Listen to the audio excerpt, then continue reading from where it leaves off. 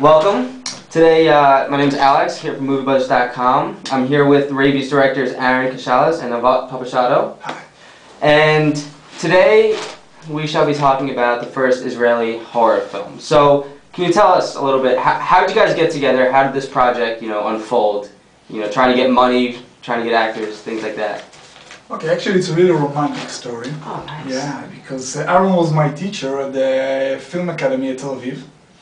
And we became good friends after I showed him a few of my short films, and he really encouraged me to went on a different course, not to do the usual stuff that film schools want you to do, just to go out of the mainstream. So we became good friends, and eventually Aharon took larger parts in my movies. Until my graduation film, he was the producer. And we got with the movie to Brooklyn Film Festival, so we were here for the premiere of it, about I think 3.5, maybe 4 years ago. And one of those days, one of the festival days, we went to Atlantic City. We ate burgers at Hard Rock Cafe, smoked cigars on the beach, and went to a Tool concert. Yeah, and right there and then we thought, okay, what's the next project? We have to make a feature film, we have to make it entertaining, we have to make a popcorn film. Because Israel is not well known for her entertaining films, more known for her political or drama or war films. So we said, okay, it's definitely going to be a horror film, it's definitely going to be a slasher film. And then I asked Aharon, why not writing about a film, but making one for a change? And Aharon is not good with turning down challenges. Like Marty McFly. Yeah. And said, okay, if that's a challenge, I accept. And that's where we actually wrote the premises for Rabies. And it took us a few months to write it down, from from treatment to first draft. And most of the Israeli movies are funded by government funds. And we wanted to reach a producer who will invest his own money into us. Then where we met Hilik. Yeah? He has the last name, Hilik Michaeli. Well, Hilik Michaeli really loved the script, loved us, and said, okay, we don't have a lot of money, it's going to be a low budget film, but we're going to make it, and we're going to make it now.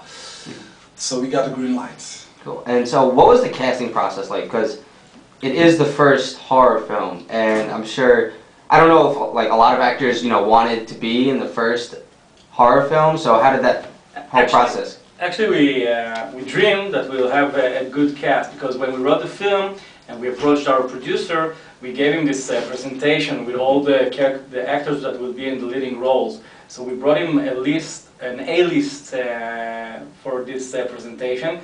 And he went like, I don't think it's gonna happen, but if you think you can do it, so I guess you should be talking directly to them as directors and writers, not me as a producer, because when they meet a producer, they see dollars in front of them. And when they see writers, directors, you can talk to them about the script. So the first thing we did is cast the leading man of one of the leading men of the film, because he's the biggest star in Israel. He's called Lior Ashkenazi, and he makes a lot of good movies in Israel. And we told him that actually the part of Danny, the good cop, was written for him, and it's good to tell him. but it was seriously written for him this time. And he was he took the script and he went for his holiday, and he read it and he just loved it. And he came back and he said, I'm in it. And you have to understand that in Israel they do always such heavy stuff as an actor, only political dramas, military films. You don't get to hold a gun and smile. You don't get to run around, jump on cars, see stuff explodes in front of your eyes. So Lior is like a big fan of American films, and he dreams about working in the United States, hopefully to happen someday. So when he got the opportunity to do such stuff in Israel, he went through like that. And after Lior, we went for another actor, a big actor in Israel, and Ashinoi plays the ranger, and he fell in love with the script, and he said yes. And after that, it was like a snowball. Cool. You know, everybody wanted to be in it, and after a while, after a week or so, and you have to understand there's no money in Rabies for the actors, so they can't do it almost for free, just for being in this first Israeli horror film. But after the two little men was cast into Rabies, the agencies start calling us because it was this coolest project in Israel, and everybody wanted to be in, even for free. So you had to block really good actors. That's cool. That's good. That's good. Yeah. That's good. So now you got momentum for your future projects. Yeah. So in terms of the writing, I thought this was one of the coolest serial killers ever because he had no direct impact. It was this indirect thing, and he kind of just passed out. And how'd you guys create that? It was born out of a question we are asked a lot when we thought about doing the first Israeli horror film, because everybody told us nobody will go to see it. You have to understand that in Israel, horror films even from America and Korea are flops. Nobody goes to see horror films in Israel. They say we have enough horror of our own in our own country, so nobody will go to see it. So they say by doing that, and they laughed about even the idea of doing an Israeli slasher film, and then they laughed again because they said, why would you do a slasher film? There aren't any serial killers in Israel. So we decided to make this the premises of our film.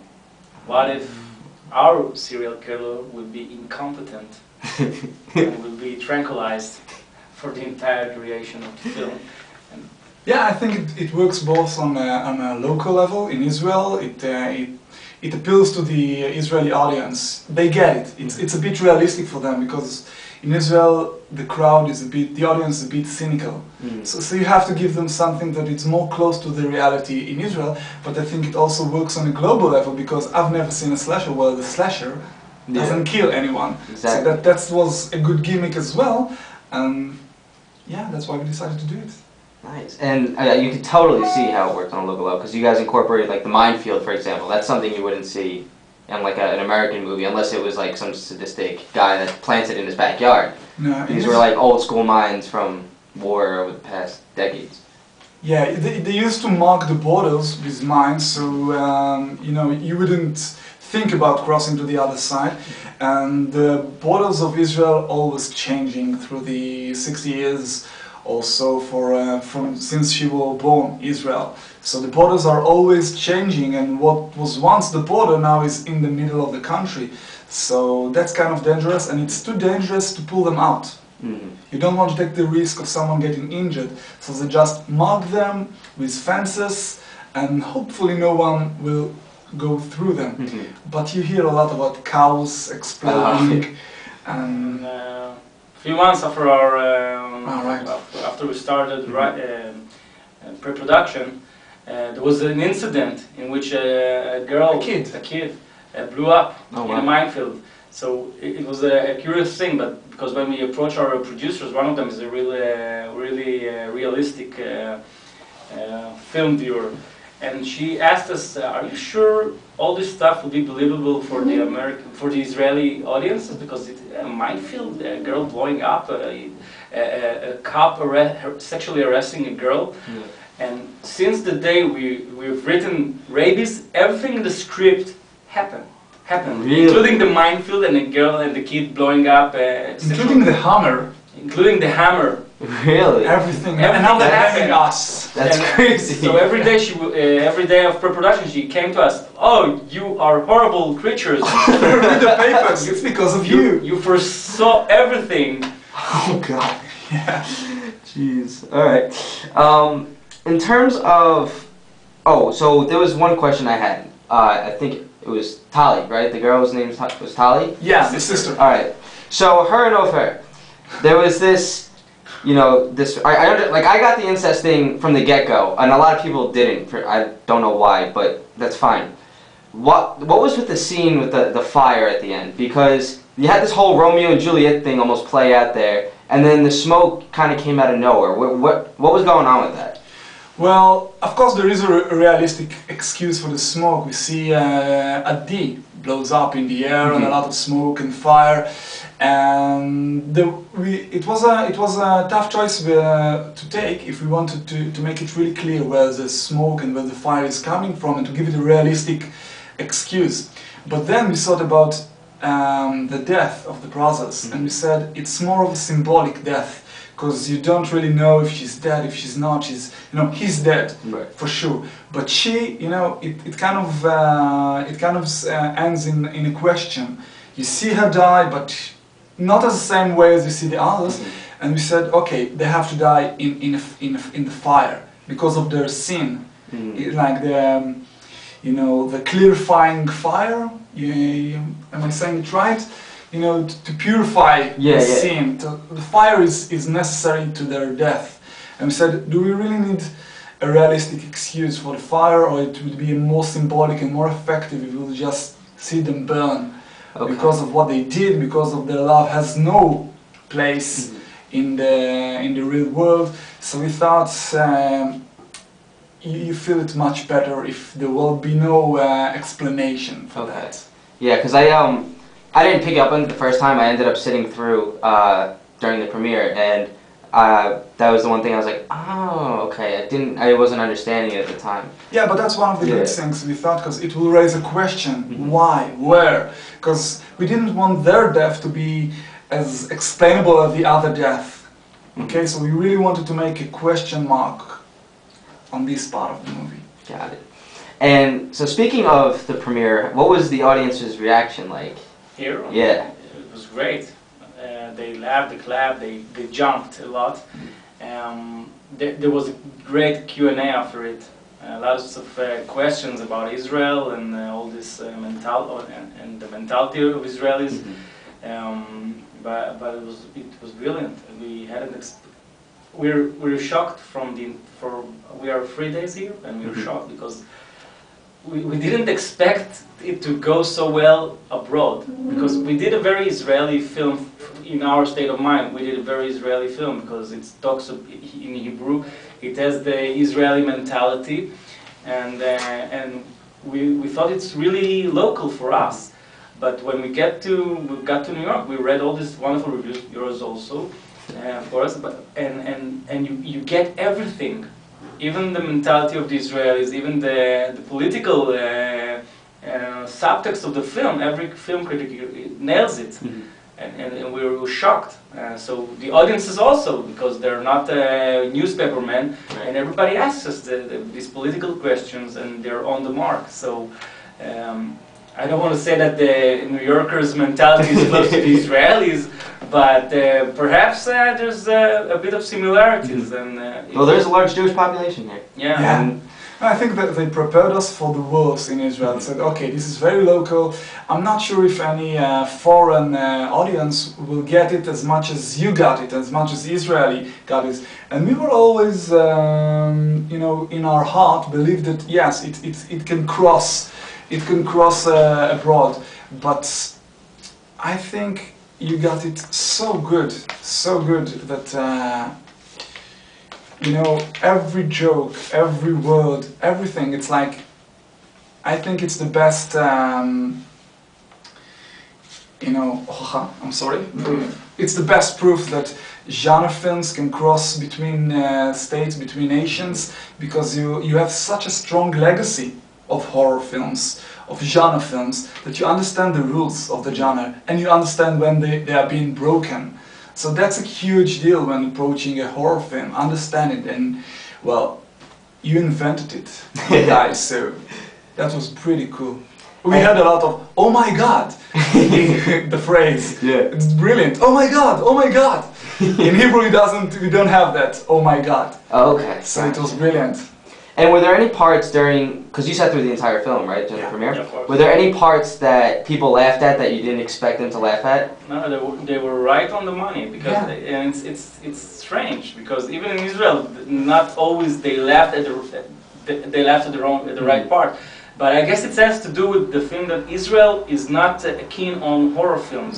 They don't know the rules, so they didn't get lots of the jokes. Okay, and when we got to United States, to New York, everybody knows their horror films. Everybody knows Wes Craven stuff. Everybody knows everything that's been done in slasher films, and they're so excited from our breaking of the rules. So it was a glorious premiere.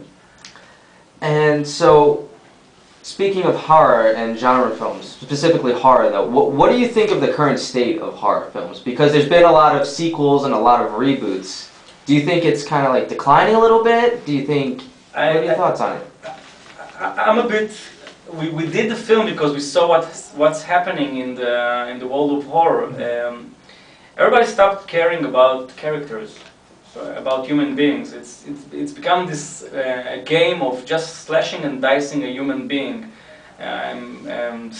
All this Gorno stuff, you know. There are good Gorno films, good horror, really gory, that are funny. Yeah, I'm a big fan of Hostel 2. I think it's a brilliant satire in its subtext.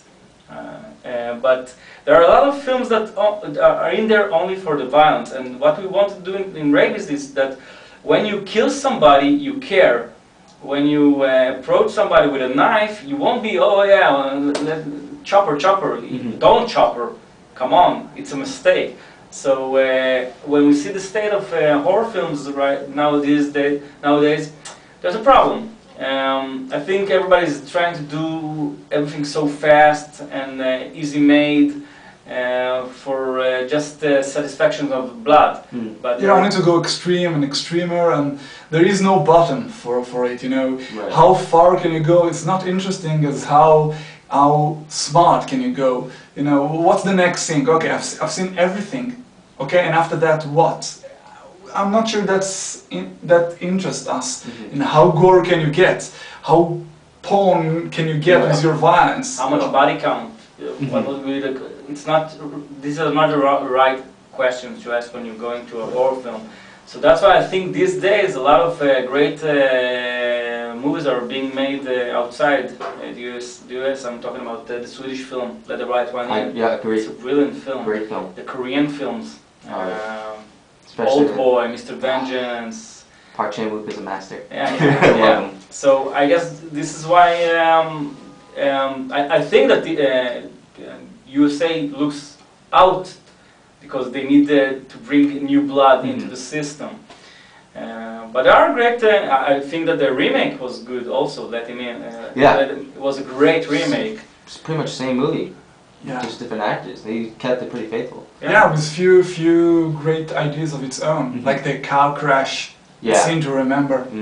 Yeah, but as we're saying that, we watch everything that comes out. You know, sometimes we don't like a thing or two, but we watch everything that comes out of the US, and sometimes we are happy with it, and sometimes not. But still, we can't. You know, I think that's what's upsetting some of the fans. You have to go to see the prequel, the sequel, the remake. You have to go and see it, because otherwise, can't make the dots. Yeah, you can't, and that's why it makes a lot of people maybe upset. Yeah, and I think that's like James Wan, Insidious. He's kind of doing his own thing. He's not really staying with the gore, and I think that's what people are receptive to. That. Or like Paranormal Activity. That was things like that, or Saw, the first Saw. Of course. Wasn't crazy. The first one, I think also the second one was quite good. Yeah, yeah. So if it ever came to it, would you allow your movie to be remade in America? Because I think it can transfer over pretty well if you think about it. You know, you don't have control of who will direct it, but I guess it will be nice, because I think there are, when you do a good remake, and there are good remakes, Cape Fear from Scorsese is better than the original, for my part. And I love the original. And also the one you just talked about, Let the Right One In, it's a great remake, so I guess if it would be approached with a great director, we would be glad to see the American point of view on our film. Yeah, I think the concept is strong enough to make a slasher where is only the trigger for the violence. I think it has a strong saying to it, and I think it could cross to America, it could cross to every country, because it's too easy when you have one bad guy that kills everybody. Okay, we've seen that, but I think that's the unique point of view of Rabies, and I'm not sure if it's only an Israeli mentality. So. And they'll have a bigger budget. So true. Yeah. It's true. that'll be fun for the director. What if they said you guys could direct the remake, do an English language film? Well, Would you consider that? I'm not sure because we've done the movie already. Right. Yeah, and if someone else would took it, okay, we could see it out of his point of view. So that was, I think, would be more interesting to us and to the audience. And We'll do a sequel in English. Yeah, that works. That works. So, question on the title. When did you decide it was going to be called Rabies? Because it's brilliant. It's a brilliant name. I think from the point start, from the beginning, Yeah. we knew it would be called Rabies because in Hebrew it's pretty much the same. It's like the disease, but we thought about it more of like everyone has it. We are all carriers of it. You need only the right button to push to make the disease symptoms go out, which is violence and fanatic. So I think from the start. Yeah, we decided to make the forest a kind of a laboratory in which you dissect people. And you watch them through this tense environment, how it builds you up into violence. So yeah, it was from the get-go. So, actually with Peony at the end, what? Because that was hysterical. Why did you decide to not have the car start? Well, a lot of horror movies, and that's one of the reason, and that's one of our major decisions to take, is one place, one location, the feeling that you have. Of course, we broke it once when the cop gets home to his wife, just to show the similarity of the places, but we really want to end it in the forest. There is no escape from violence, there is no escape from the reality, and only when you tell somebody that you love them. Yeah. There's a only when you broke it for some reason. For a reason. And of course, the last scene of the movie is the most Israeli scene through the entire film. It's really realistic and very talkative and not very very related to horror scenes. That's the most, I think, okay, I don't want to tell too much because it will spoil the fun, but all of the cast doesn't start once you get into the forest.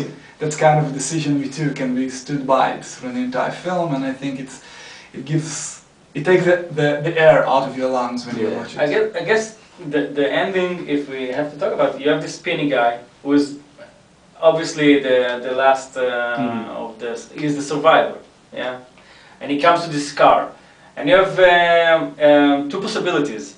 One, he gets to the car and they're all lovable characters and redemption is here.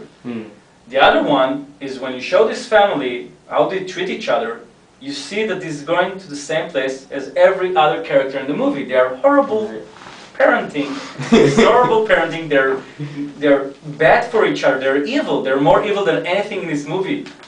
They're all biting each other's head off.